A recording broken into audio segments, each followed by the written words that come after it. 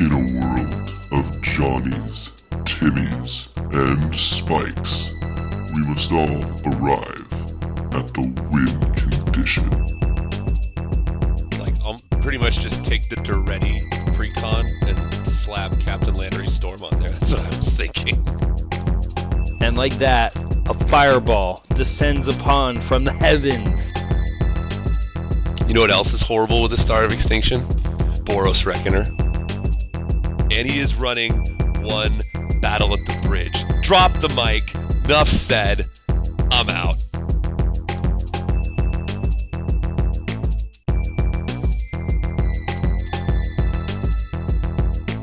Hello again, and welcome back to the Win Condition podcast. My name is Sean. I'm your host. I'm here with my co-host, Greg. How's it going, Greg? Glorious co-host, Greg. Doing good. You're my glorious co-host, indeed. Are you bringing it? Are you a glory bringer? No, I do not bring the glory. I taint it. Well, then I'm safe. No 4 damage coming my way. No, How's but it you going, are going to everybody? lose life equal to the amount of life I've gained. Okay. All right. Keep your glory. That's fine. Since this show has gotten derailed already, no, we just wanted to remind you that this show is brought to you by Flipside Gaming at flipsidegaming.com. Head on over to Flipside Gaming and purchase any Magic the Gathering product you want, any other gaming product they offer. They do offer quite a lot, and they actually provide quite a bit of content for you content connoisseurs out there. If you do decide to purchase something from Flipside Gaming, which we highly recommend, be sure to use that promo code WINCONDITION in all caps, and you will receive 10% off your purchase of $10 or more. All proceeds will go to fund any future show giveaways. We actually have one of those in the works, kind of percolating up. We'll have some details for you on that possibly a little bit later. But in the meantime, Greg, how has your week been? Have you played any Magic this week? I have played some Magic. Not a lot. It was just some local EDH at my local game store. I did build a new deck. I have Dinos now, which a couple people are excited for. They go Gashoth Roar. Yeah. Of course, they're not super strong because there are not a lot of Dinos right now. Right. But, we could see a change to that with Rivals of Ixalan, but there was a neat thing that we got spoiled recently that I'm excited for, but we'll touch on that later. Right. Speaking of dinos, real quick, before we move on, did you hear about Wizards going back and errating, I think it was 20-some cards, and turning them into legit dinosaurs? Yes. Yeah, there was a stretch of cards that were turned into dinos. That is exciting, including cards like Death Mist Raptor, Magmasaur, a whole plethora of cards. Fungasaur is a dinosaur. You got to be kidding me. That is the original Enrage right there. Yeah, that's pretty bad. So, hey, language. I know. I'll probably bleep that, so don't worry. We want to extend our audience as far as possible. But anyway, we had a huge tournament this last weekend. I don't know. It seems kind of small. The biggest tournament pretty much in history, if you want to count it based on the prize purse. The Magic the Gathering World Championships. Yeah. What is it? Something like 300,000 went to top?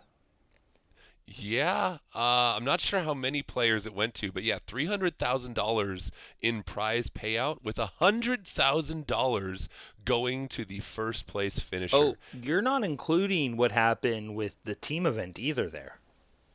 No. There was a team event as well as the individual world championships where Team Genesis took on Team Musashi. Team Musashi did prevail. I mean, they have quite a few really good Magic players on that team out in Japan. Players like, I know Shota Yasuoka is a huge control player, which we will talk about when we cover a little bit further into this World Championship, the deck that he played.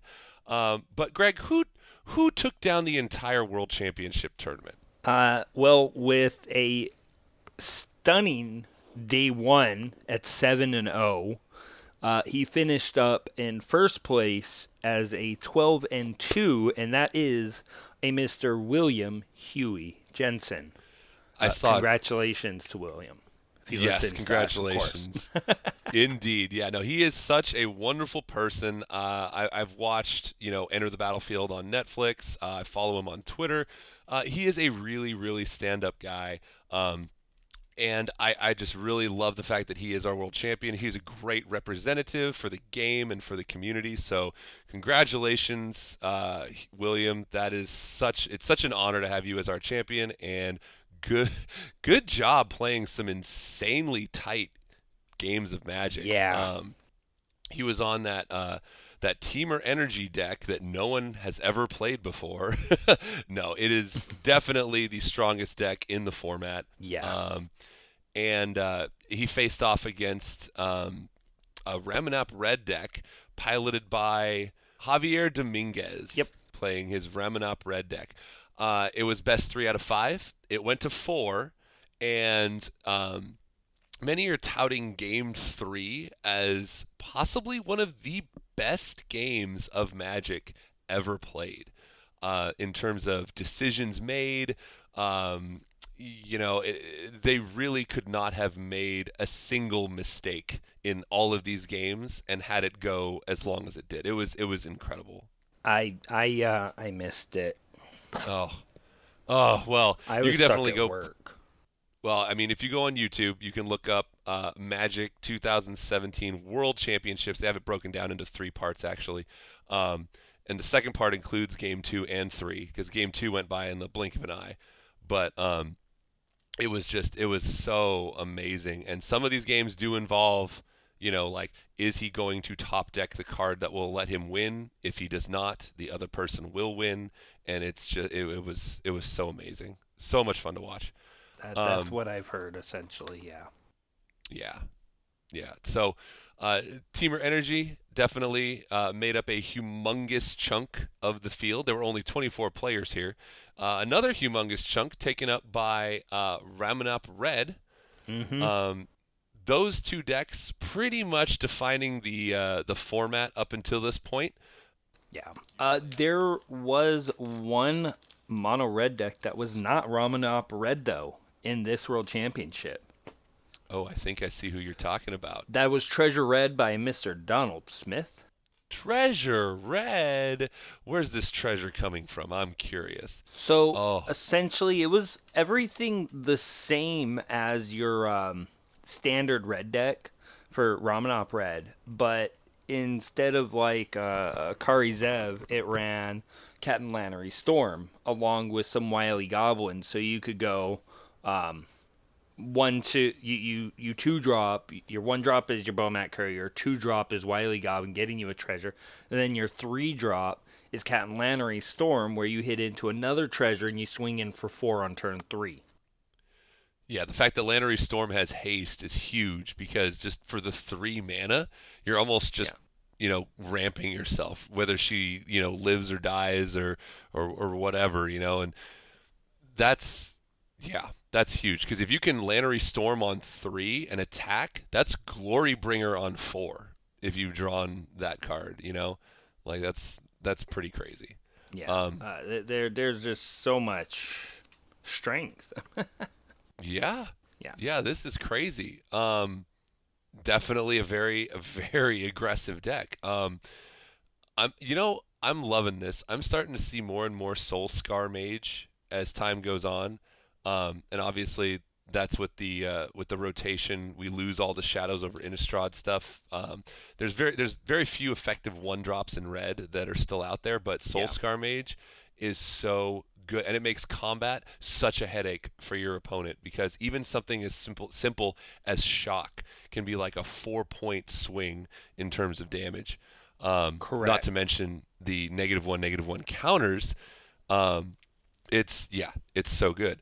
Not to mention that cards like Hazoret the Fervent, indestructible creatures, really need some form of -1/-1 counters or other interaction to deal with.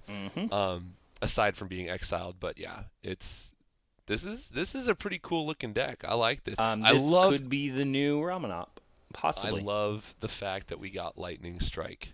I mean, what was that one from? What was it? Amonkhet. It was like 1 red and 2 colorless. Deal 3 damage to target creature or player. I forget what it was called. I don't remember, but I know there's open fire. That might have been it. But yeah, Lightning Strike definitely, brings red back up in terms of power level. So that's cool. Yeah, definitely a really really sweet deck. But if we take a look at William Jensen's deck here at the top, he's running 3 Bristling Hydra. Obviously the 4 Long Tusk Cub, Rogue Refiner, Servant of the Conduit, I mean, there's 4 ofs almost across the whole creature board, except for the Bristling Hydra. He's running 3. So consistency, consistency, consistency. And then on top of that, a little bit more. Hey, did you see in the spells he's running 1 commit to memory in the main? Yeah, I did see that. Pretty hot. I like that. I mean, when you play it. And we got to see that played a lot over the weekend. And it was almost a one of in all the blue-black control decks, too. So. Oh, yes. And we'll get to those blue-black control decks as well. Absolutely. But yeah, he's definitely. I love the one of confiscation coup. The one of specifically, not 2, because you want that confiscation coup just about 1 out of 60. When you're playing the deck, it feels bad in your opening hand. It also feels bad to draw one when there are no targets. But having 1 in the deck, it just seems really good. It gets you there. It definitely does. Yeah, absolutely. And one of the reasons why I just love watching this this energy build, be it Teamer, be it Sultai, be it black, green, whatever it is, you're managing 2 resources here with your mana as well as your energy. And it almost just seems like an inherent advantage to have another resource that will provide you value as the game progresses. So energy almost seems like a must-have when you're building a deck nowadays. I mean, do you agree with that? Yeah, so I've been building EDH a lot, as you know, because I'm a horrible filthy casual. Anyhow, I've made a deck that's an EDH. It utilizes energy, and honestly, most people don't mess with me because whatever, he's gaining some energy. It's not going to do much to us. And then I'll go, okay, I'm going to take an extra turn, and then I'm going to Aetherworks Marvel out something dangerous. It gives me so much distance. Yep. And nobody expects it. Because when they see that you're tapped out, they're like, oh, you got nothing left. But if you have that energy reserve, it's like, oh my gosh, there's a whole plethora of things that he could do. He could use his Servant of the Conduit to generate mana. He could pump up a Long Tusk Cub. He could spin his Aetherworks Marvel if you're playing EDH. No, that's it's an extra resource that just seems like an inherent advantage. So no matter what colors you build, it almost seems like energy is a must include, So, but of course, once you go down that route, it's like, well, if you're playing multicolor, you better include Attune with Aether, which is a green card. So it's like any energy deck must include green, Yeah. And from that point, it's true. From that point forward, you got to pick what you want to do. Do you want a Whirler Virtuoso, or do you want a Glint Sleeve Siphoner? It's like, where do you really want to take this? But anyway, energy is strong. That's pretty much it. I want to jump down real quick and really dive into this blue-black control deck, because when I saw this deck being played, I got excited, like so far beyond belief. And I'm very, very hopeful that I can actually grab some Scarab Gods at some point so I can build this deck. $40? Yeah. Market price is $38.20. Median is 42. We're getting this all off TCG Player, but still, that card is bonkers. It is. It really is. And I've wanted one, and I regret not picking any up. So now I've got to wait. Yep. So my buddy Nick, he picked up I think two or three of them when they were $13, and I'm super Nice. jealous. Yeah, not gonna lie, not Uh, gonna lie. I picked up a foil Search of as Kanta for 14. Aw, okay, all right. That's not bad at all, considering the regular market price is 12 now. It was actually up north of 15 or 16, but it has since dipped kind of back down. Yeah. And I don't know if that's a case of where this blue-black control is sort of a flash in the pan. There is, you got to always put things in perspective because 24 players at this World Championship means if what decks are going to be there, then you can sort of plan accordingly. Correct. And if you know it's going to be Ramunap Red and Teamer Energy, then you'd be like, okay, I'm going to build a deck that beats Ramunap Red and Teamer Energy using counter spells, using kill spells, using Search for Escanta. Like it's a different format. Um, but definitely think that Search for Escanto was a little overlooked in the beginning, and now once we actually see the power, see it being used, like it's so good. I mean, looking through 4 cards each turn is so strong. It's a lot stronger than I thought, and I'm using it in a Tassiger deck. That seems pretty good. That seems really good. And I know that like in terms of modern implications, like turn 2 is a very, very flexible turn in terms of what you want to do. Well, And you the might other not necessarily. benefit of this card too, like in Modern, the oh god, Grixis turns Shadow. into a 3/2. Oh, Delver Secrets. Delver Secrets loves this card.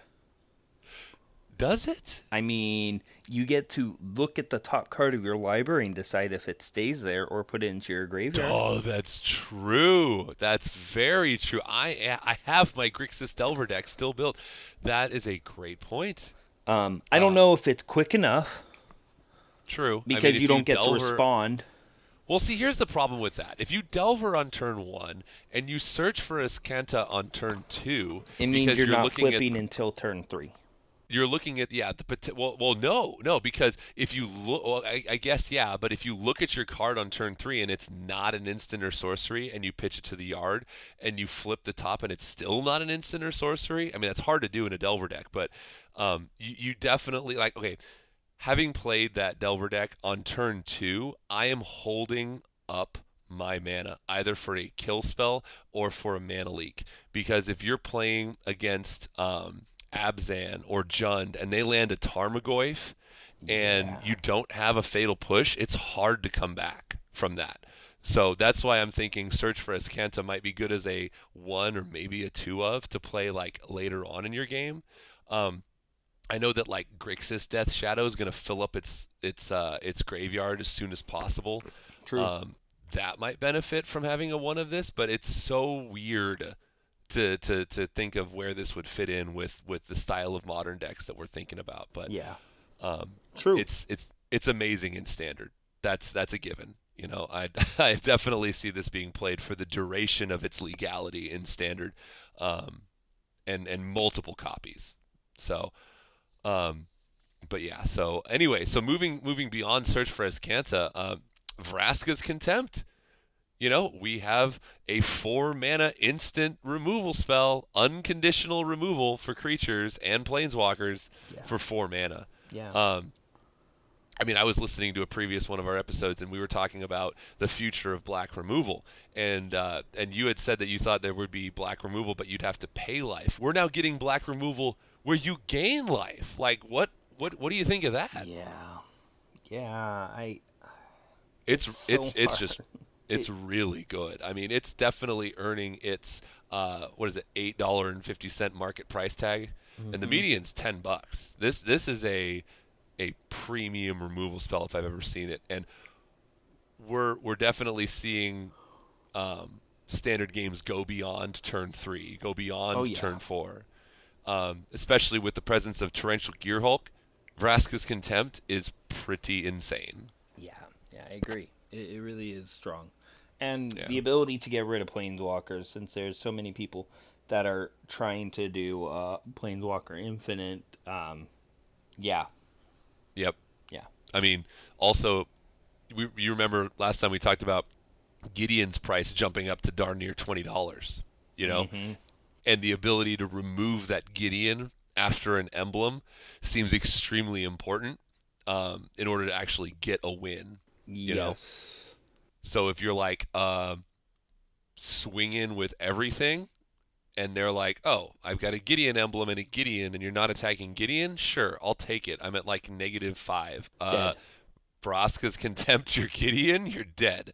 Um, yeah, it's going to be a very important removal spell for Black X decks in Standard, I believe, moving forward. Um, Agreed. what do you think? Wholeheartedly agree. What do you think about this 2 of Essence Extraction? Oh, God, I can't even remember what that card does. It's black, black 1.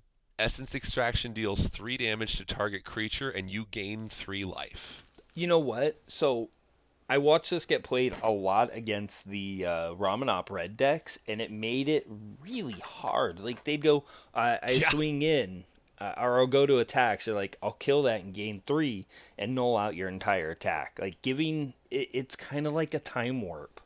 Yeah. No, I completely agree. I mean, when they're running at you with Bomat Couriers and Soulscar Mages and even Earthshaker Kenras that aren't eternalized, they're doing chippy little damage to you, you know, and gaining 3 life is so huge. You know, that's really, really good. Okay, remind me, what's the flip card that will let you copy a spell? The legendary land that will let you copy a spell. Primal Amulet. It's a Primal 4-drop Amulet. artifact that makes instants and sorceries cost 1 generic less. And then every time you cast an instant or sorcery, you put a counter on it. When it hits 4, it transforms into Primal Wellspring, where it taps to add any 1 color of mana, and mana used towards instants and sorceries, you copy the spell with new Okay, targets. I really want to cast an Essence Extraction using this land and do 6 damage and gain 6 life. I mean, that sounds pretty good. That just seems so dumb. And I'm also thinking like Remin Up Red is always going to be there. But what about Battle at the Bridge? You know, it's Black X. Of course, target. you won't let that go. No, of course not. I mean, we're going to talk about improvise later, but Black X deal not even deal damage. Target creature gets X -X till end of turn. I mean, you tap 5, you kill a Hazoret, and you gain 4 life. That seems pretty good. The only problem is Hazoret has haste, so you will have to worry about that the first time through. But I like Battle at the Bridge. I really do. I think it's pretty good. I like it. I'll give you that. But it is not a Dark Salvation. No, it's not a Dark Salvation. No, not at all. And then just to round out this deck, obviously you got the 4 disallows, and I love the 4 censors. Just that hard tempo play that you can cycle later if you don't need it. Mm-hmm. And the 4 fatal push. Only 1 Glimmer of Genius, because Glimmer of Genius is just a good card. And I mean, all of these spells are instants, and 3 Torrential Gear Hulks and the 2 Scarab Gods. Those are your only creatures, but those 3 Torrential Gear Hulks essentially give you 3 extra of any of these other spells. The Scarab God is just busted. Oh, well, yeah. Yeah, the Scarab God is absolutely insane. I don't know where to even start with this guy, because he's just running rampant in these blue-black control decks. He's running as a 4 in Teamer Energy, or they make it 4-color energy, or Teamer Black, or whatever you want to call it. Soul Tie Energy, like we'll talk about later, is just this guy in a nutshell. He's so good. He is so freaking good, and the fact that he was only $13 when he came out is God. Oh, I'm so jealous of my friend Nick. Oh well. Anyway, he listens to this. I'm sure he'll appreciate that. And then Essence Scatter. 4 Essence Scatter. How do you feel about 4 Essence Scatter? That's a lot of creature hate on the counterspell. I mean, what are you playing against that's a problem? You've got Ramanop Red, which is a bunch of creatures. You need to stop the Scarab Gods in the energy decks that are going black. You need to stop Torrential Gearhulks. Like, it is actually just good. Yep. Yep. Completely agree. So. And okay, so check this out. If you want spice, Argyle's Bloodfast in the sideboard, one of. Do you know why they were running that? I have a couple ideas, but go ahead and tell me. It was definitely for the mirror match. For the mirror match. Because you get that Bloodfast out, you get extra card draw against your opponent. In a control mirror, the deck that wins is who has the most cards. Yeah. And if you're drawing extra cards, you're the one with the most cards. That's very true. I mean, are you looking to flip this, or are you looking to just keep it on the... No, you just keep spending 2 life. I mean, you don't want to do it more than 5 times, but, for that cost and paying in 10, it's not much. No, it's not. That's actually a very good point.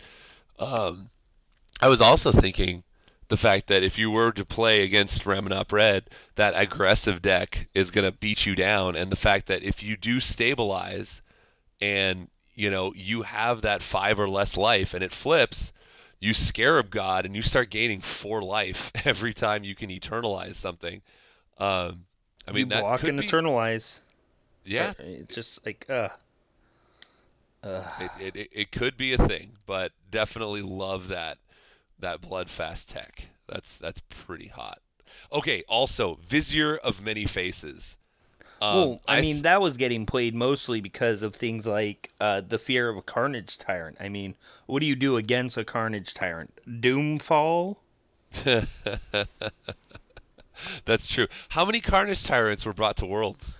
0. I mean, Chase Mythic, new set, totally absent in Worlds. I mean... Yeah, but I think with Worlds, it was what are we going to play that we're secure with to beat and be the best? Right. And also, if you knew that you were going up against these blue-black control decks, why not run Carnage Tyrant in your Teamer Energy? That seems like a blowout. I mean, they're not running any board wipes. I mean, they are. And there are some of these decks Bantu's have Last Reckoning, sure. Right, But and they screw themselves if they do that. Then there's also Commit. That's true. One of Commit, yeah, you do kind of have to play around that. Okay, I see that.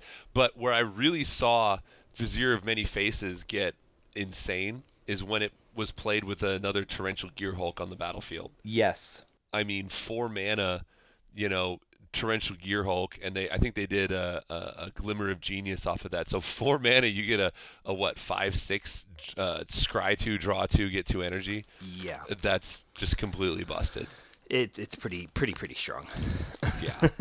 Yeah. So, all right. Well, I think we beat this blue-black control deck to death here a little bit. The horse is dead. The horse is, yeah, sort of. But we're gonna reanimate it with the Scarab God and continue. So. Whoa! Eternalize it. Okay, eternalize that way we can work with it forever, right? Oh yeah, absolutely. So anyway, World Championships. If you get a chance, definitely go online, watch some of these matches because these are the best players in the world. At this time. And they're playing some insane games of Magic. And before we leave Worlds here, I did want to mention something. I noticed when I got onto Twitter that that Wizards had tweeted out there has been a change to Magic, much to my chagrin, and they are officially changing the logo of Magic the Gathering to something you hate. Initially, I was fervently against this. I absolutely hated it. I mean, there's so much that I equate to my interest in Magic, what got me into Magic. Believe it or not, the cornerstone of what got me into Magic was the artwork on the Shivan Dragon. the original Melissa Benson artwork on Shivan Dragon because I loved fantasy adventure stuff. I absolutely loved dragons, knights, stuff like that. And when I saw that, I was like, oh my gosh, this is beautiful. I want to get involved in this. And then I started buying Magic cards. I started playing, and the Magic logo has been the same over the course of its existence all over across these 25 years. There's been color changes. But over the course of all time, the Magic the Gathering back of the card is supposed to be representative of a tome of your Magic spells that you play, and it has a very specific and elegant look to it, in my opinion. Now, Greg, before I go off for just a second here, what's your take on the new logo change? I mean, I take it as a fact that Hasbro said, hey, I need you guys to update to stay in the aesthetic with the rest of our intellectual properties because, hey, let's face it, you are our company. So we need you to be akin with that and be a part of us. That's how I take this. That's what I see happening here. That's why they had to change. And, I mean, honestly, they've changed every 3 to 4 years in some way, shape, or form, whether it be going from blue to yellow, which yellow is the color they've always wanted. Yellow to orange, orange to gold, gold to this new silver with the Planeswalker symbol. The change with the style of the card work, the font stylings for all the cards. They've always been a constantly evolving game system, so I've never been too attached to one type of font or another. But my classic is always the Penmark blue. Yep. Now, are you a favor, or do you favor the older artifact borders or the newer artifact borders? Older artifact borders in foil only. Otherwise, Okay. new borders are fine. Okay. And you know what? I understand that change is definitely a part of doing business. And, if Magic is taking their product to a digital front, this seems like a much more appropriate logo for them. It's just hard for me to wrap my head around the fact that the new logo, it looks like Transformers to me. And I'm not going to sit around here and just talk about Magic the Gathering, but it's a different logo than what's on the back of the card. So if you see Magic the Gathering, its new logo, and you open a pack of Magic cards and you see the back of a Magic card, and you're like, well, what the heck is this? You're going to have a disconnect, yes. There is a disconnect, yes. Okay, now this is not going to affect my nor anyone else's want to purchase Magic cards at all, and if you go out there and you hit that new target audience you're looking for with this logo, then fantastic, more people are coming to play Magic. But I tell you what, the way I got introduced to Magic and the way I was playing it, it was more because of the fantasy element of it. I feel like the older logo is much more. You would see it written in a spell book.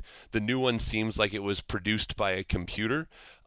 So I'm going to cut myself off here and just say that the new logo is happening. There's nothing we can do about it. And I prefer the old one. And that'll be it. We'll just take it what it is. And if Hasbro gets to dictate everything that Wizards of the Coast does, then guess what, Hasbro? If you want to make a ton of money, abolish the reserve list. There. Yeah. Well, make them do it. You anyway, keep saying that, and it's not like it's going to happen anytime soon. You know what? Not anytime soon. I'm not saying it is. But anyway, let's take things right along to. We're going to do a little compare and contrast because aside from Worlds, we had another tournament come to our attention, and that was the Star City Games Dallas Open. The winner of the Star City Games Dallas Open was a Sultai Energy deck. You'd pretty much draw a comparison to the Teamer Energy deck that won the World Championship, piloted by Huey Jensen. But I just wanted to take a look at both of these decks and just kind of see which one might be favored over the other. So I have them both pulled up here, and the Teamer Energy deck, the consistency of 4 Whirler Virtuoso, Servant of the Conduit, Rogue Refiner, Long Tusk Cub, Glory Bringer, and 3 Bristling Hydra, you're looking at an average mana cost of around 3. So, your 2-drops are Long Tusk Cub, Servant of the Conduit. Now, obviously, Long Tusk Cub is much more aggressive than Servant of the Conduit, but once you get into the 3-drops, you've got Whirler Virtuoso, Rogue Refiner, and then 4-drop Bristling Hydra and Glorybringer as the 5-drop. That's not to mention that the removal spells that this deck is packing, Magma Spray is a 1-drop, Harness Lightning is a 2-drop, Essence Scatter, Counterspell at a 2-drop, Abrade is a 2-drop, only one of Abrade, that's interesting. But then if we jump they over obviously knew there weren't going to be a lot of artifacts because the Gates of the Afterlife deck is kind of dead. Yeah. Well, it would be dead at Worlds, considering it hasn't really won any tournaments anytime recently. Right. I mean, Ramanop Red did win Pro Tour Hour of Devastation, piloted by Paulo Vito Damaderosa, and Teamer Energy obviously has been winning tournaments a couple times. But yeah. Yeah, no, absolutely. Definitely say that Teamer Energy is the big deck in the room here. But if we take a look at this Sultai Energy deck piloted by Andrew Jessup, he's got his creature 2-drop arsenal is he's got his Long Tusk Cub, he's got his Glint-Sleeve Siphoner, and Winding Constrictor. And Winding Constrictor. And technically, Walking Ballista could also be considered a 2-drop. But he does not have any removal spells in the main that are of the 2-drop nature. Well, that's his Walking Ballista. Okay, sure. That's fair. Absolutely. And that Hostage Taker. Well, that Hostage Taker is, that's a 4-drop. Your 3-drops are Rishkar, Rogue Refiner, and that's it.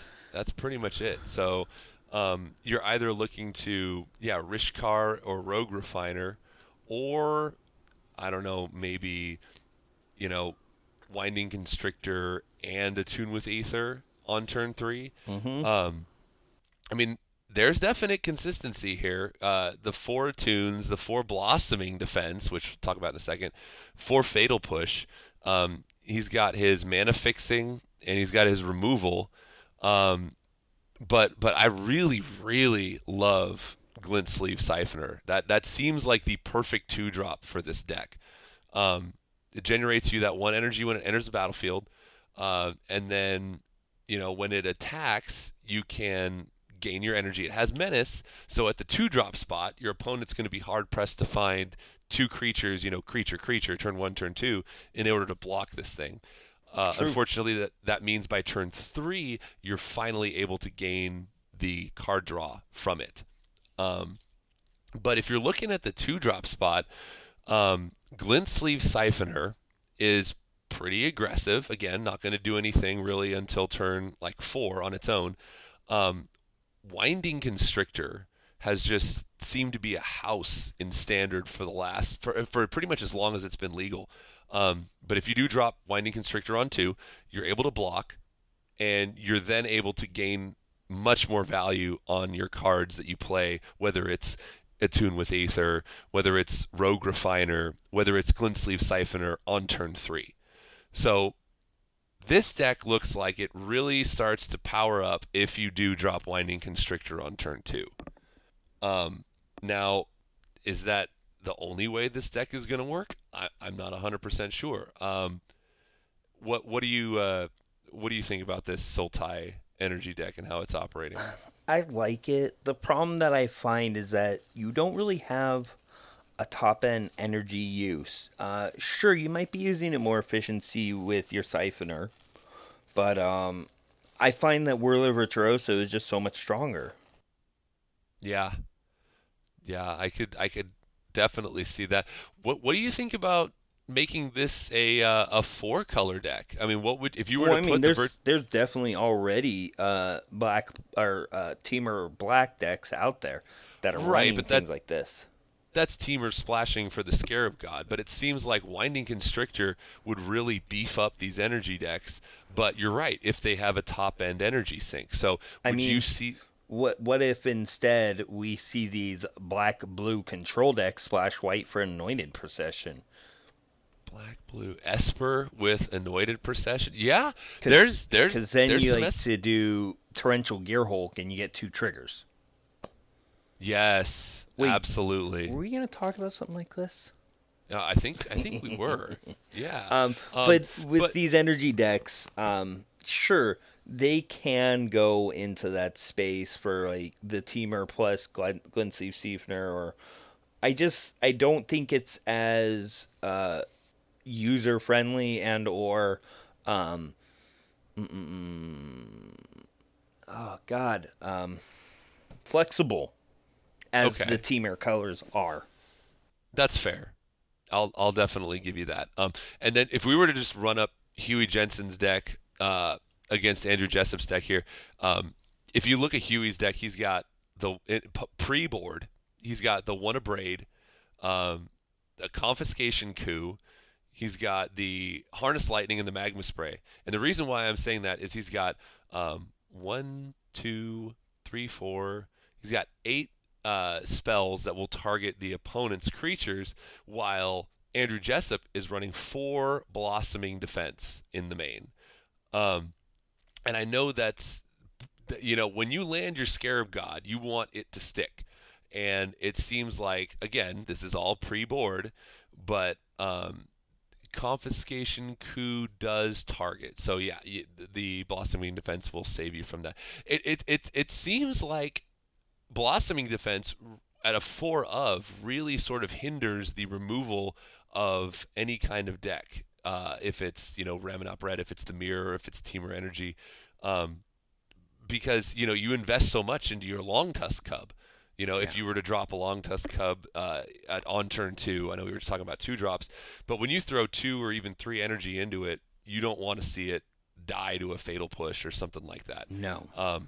And that Blossoming Defense really seems to power this deck up a lot. It seems like a very important card to include. And considering it's green, you could put this in a Teamer Energy deck, but all those creatures in the Teamer Energy deck seems to be a pretty equal value, pretty mid-range across the board. Yeah. So I don't know. I would love to see more of the and the 4 Hostage Taker. That's just that seems to be so good. It's definitely probably the best target for your Scarab God when you land them, because that's just a 2-for-1. If you're able to eternalize your Hostage Taker. Yeah. God. And of course, it needs to be Sultai if you're going to include that black. So, this is very Sultai exciting. Red, but yeah, Sultai Red. Sure, pioneer it. Let's do it. And you've got the 2 Vraska's Contempt in the sideboard of this Sultai Energy deck. So, I love it. I want to see this Sultai Energy deck sort of surge forth and start to gain some ground. And then, sort of while we're talking about decks here, I did want to point out that I was watching a little Twitch, and I did stumble upon Connolly Woods running an Esper deck that really kind of caught my attention. I was just completely enthralled by it. He's running 4 hidden stockpiles. He's running 4 treasure maps.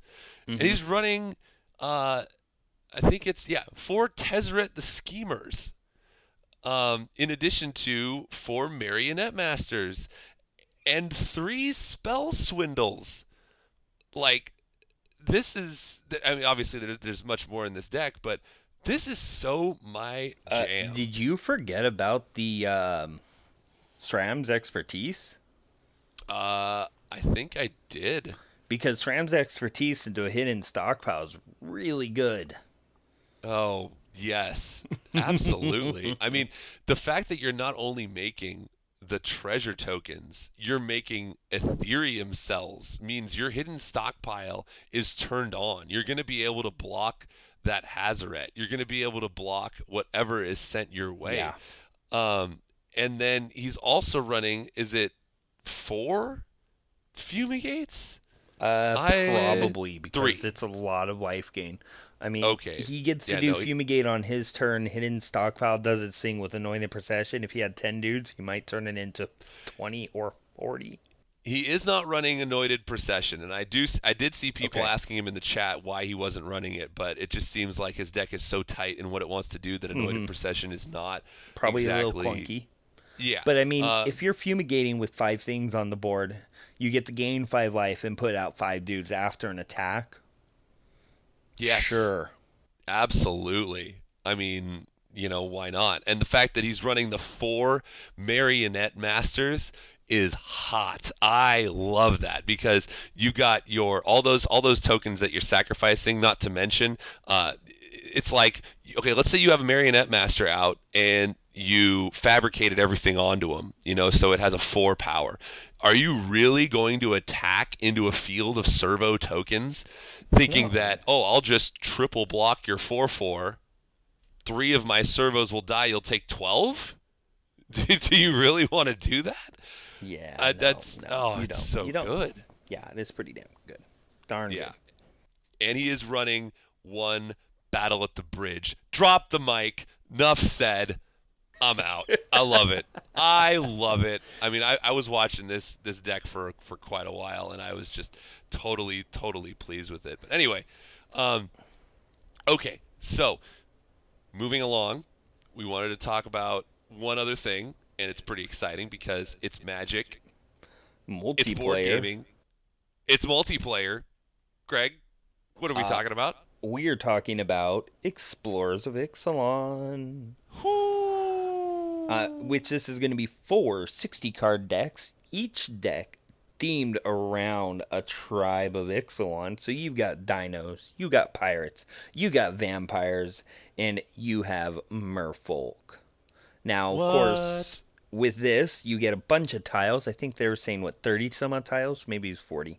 And they're to represent Ixalan. And you spend mana to explore the tiles. You're exploring Ixalan?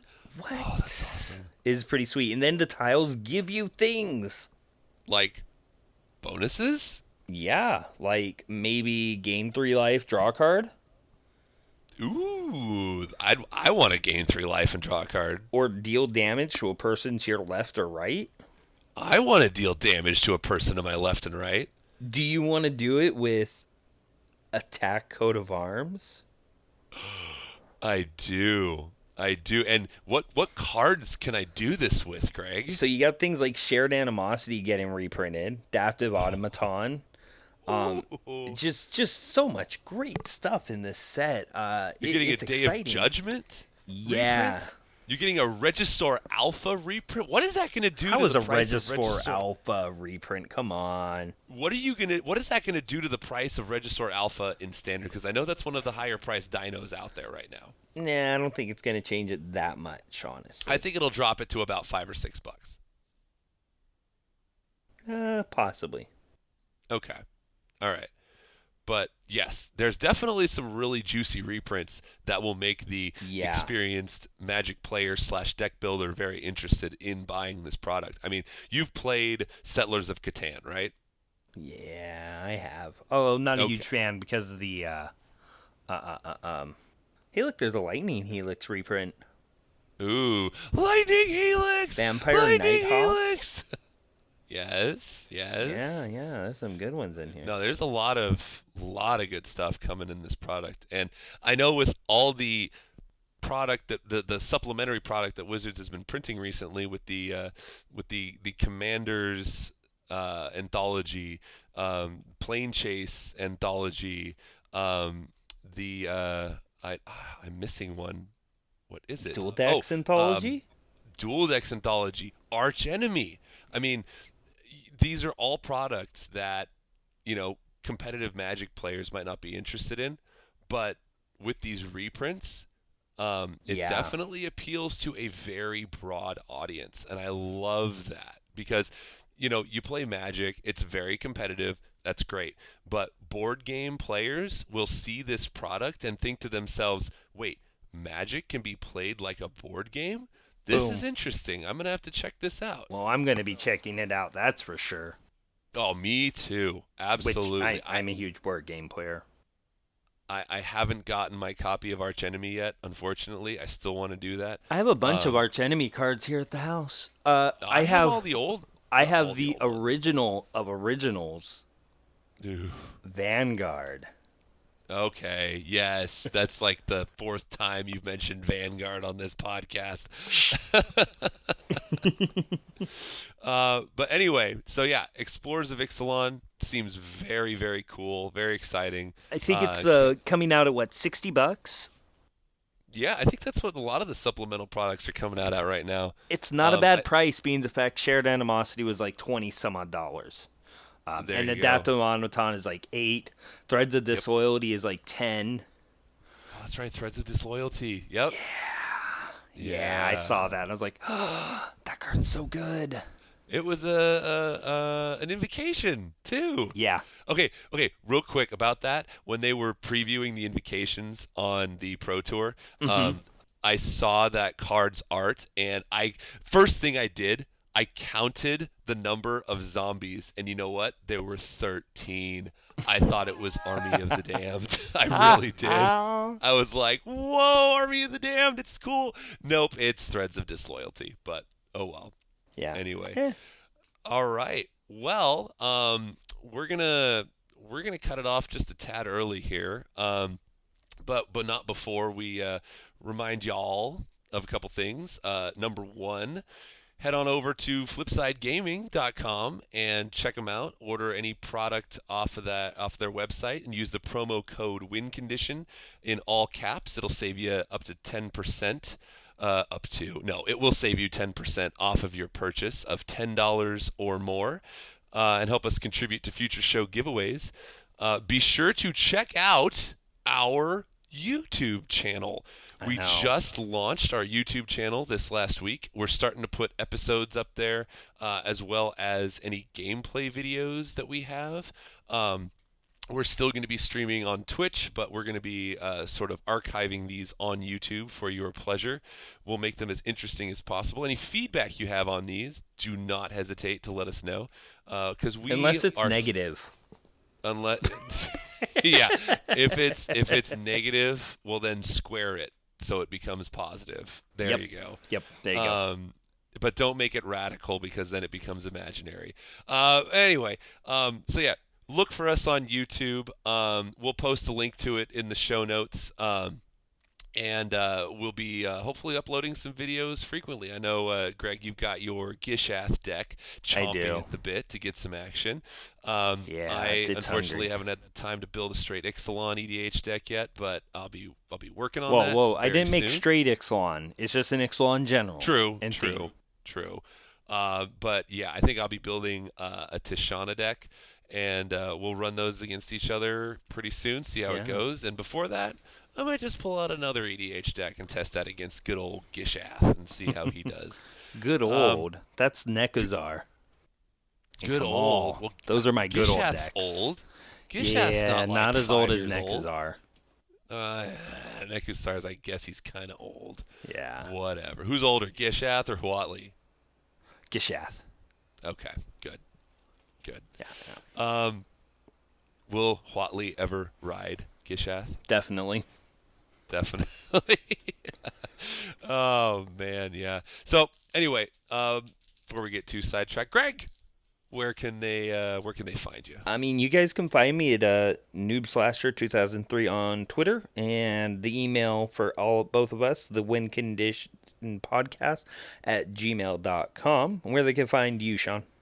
They can find me at MTG_Sean for myself, or at the Win Condition Podcast on Twitter. We love hearing from you guys, love responding to any emails or tweets that you guys send at us. And Yeah, we'll be cooking up another giveaway for you. We have something real spicy to give away, so do. look forward to that. And Also, next week we're gonna probably do a double bit of Lore Corner. yes, of Lore Corner. Yes, I unfortunately was not able to catch up in time, so it's my fault. But Hey, I wasn't we will gonna say definitely. that. You're the one that's getting yourself in trouble here. Hey, I'll out myself anytime. Okay. No worries. No shame here. But anyway, thanks y'all for listening, and we will talk to you next week. Have a great night, guys. Bye.